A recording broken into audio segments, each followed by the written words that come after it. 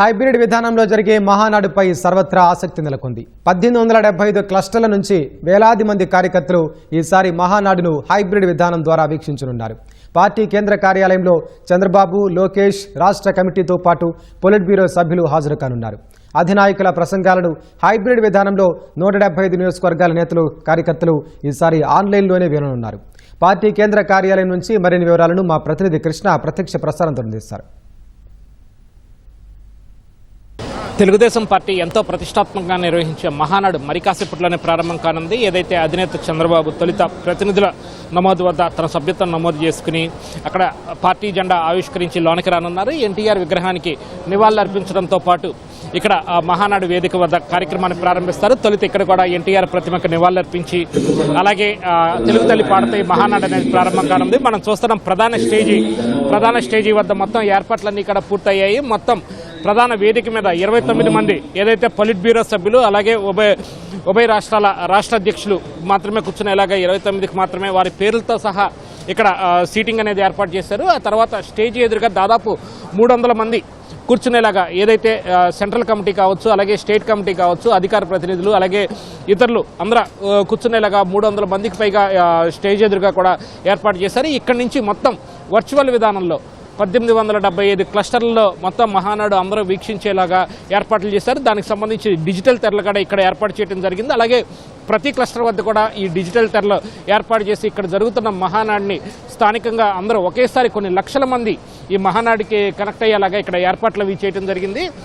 అలాగే మనం చూస్తున్నాం ఈసారి మహానాడు ప్రధానంగా స్త్రీ శక్తి నినాదంతో తీసుకెళ్లాలని చెప్పి నిర్ణయించారు. ఇందులో ప్రధానంగా తెలుగుదేశం పార్టీ మొదటి నుంచి మహిళలకు ఇస్తున్న ప్రాధాన్యం, పార్టీ ఆవిర్భావం నుంచి కూడా మహిళలకు ఇస్తున్న ప్రాధాన్యాన్ని ఈ మహానాడు ద్వారా చాటున్నారు. ప్రధానంగా ఏదైతే ఆస్తిలో సమాన హక్కు కల్పించడంతో పాటు డ్వాక్రా మహిళలకు చేయూత, అలాగే మహిళలకు స్థానిక సంస్థల్లో మహిళలకు రిజర్వేషన్లు వంటి ఎన్నో అంశాలు తెలుగుదేశం పార్టీ అమల్లోకి తీసుకొచ్చింది. వీటన్నిటిని ఘనంగా చాటాలని చెప్పి నిర్ణయించారు.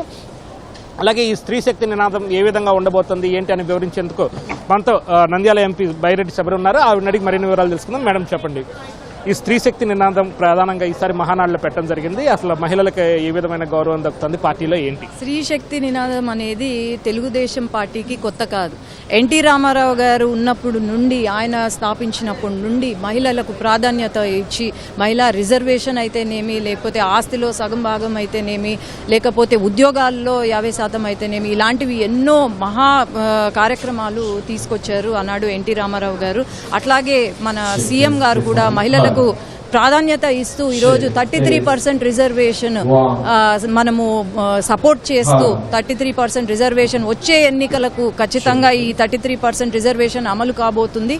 అందులో భాగంగా మన పార్టీని కూడా బలోపేతం చేయాలా, మహిళలను ఇన్వాల్వ్ చేయాలా, మహిళా శక్తి ఏంటో చూపించాలి ఆంధ్ర రాష్ట్రంలో అనే ఉద్దేశంతో ఈరోజు మహానాడు స్త్రీ శక్తి థీమ్తో ముందుకు వెళ్తున్నారు. ఇలాంటి థీమ్తో మనం ముందుకు వెళ్తున్న ఐడియా వచ్చిన లోకేష్ అన్న గారికి అట్లాగే సీఎం గారికి ధన్యవాదాలు తెలుపుకుంటున్నారు. ప్రతి ఒక్క మహిళ ధన్యవాదాలు తెలుపుతుంది. అలాగే స్త్రీ శక్తి నినాదంతో పాటు ప్రధానంగా యువతకు ప్రోత్సాహం అనేది కూడా కీలక సబ్జెక్ట్ గా తీసుకున్నారు. ఏదైతే భవిష్యత్ తరాలకి అవసరాల దృష్ట్యా పార్టీకి ఇప్పటి నుంచే యువతను ప్రోత్సహించాలనేది కానీ ఇక్కడ ప్రధాన కాన్సెప్ట్ గా తీసుకున్నారు. యువతకు ఎలాంటి అవకాశాలు అవి ఉంటాయంటారు రాజకీయాల్లో? ఏ పేరు చెప్తే యువత భవిష్యత్తు గుర్తుకొస్తుందో అది నారా లోకేష్ గారి పేరు. ఎందుకంటే మనము అధికారం రాకముందే ఆయన ప్రామిస్ చేశారు, దాదాపు 24 లక్షల జాబులు, ఉద్యోగాలు కల్పిస్తాము యువతకు అని చెప్పి. అది తొందరలో నెరవేరబోతుంది. ఎందుకంటే ఇప్పుడు దాకా 6 లక్షల పైన ఉద్యోగాలు వచ్చాయి. అట్లాగే యువత భవిష్యత్తు, ఆనాడు యువగలం చేసేటప్పుడు యువత భవిష్యత్తుని మైండ్లో పెట్టుకొని ఆనాడు యువగలం చేశారు. ఆ యువగలమే ఈరోజు ప్రతి ఒక్క యువత గుండెల్లో మిగిలిపోయింది. అట్లాగే ఖచ్చితంగా తెలుగుదేశం పార్టీ యువతకు ప్రాధాన్యత ఇస్తూ వారి భవిష్యత్తు కూడా మా పార్టీ యొక్క స్టాండ్గా తీసుకొని ముందుకు వెళ్తున్నాము. ధన్యవాదాలు. ఈసారి మహానాడు కూడా సాంకేతికతకు పెద్దపీట వేస్తారు, ఎలా చూస్తారు వారిని?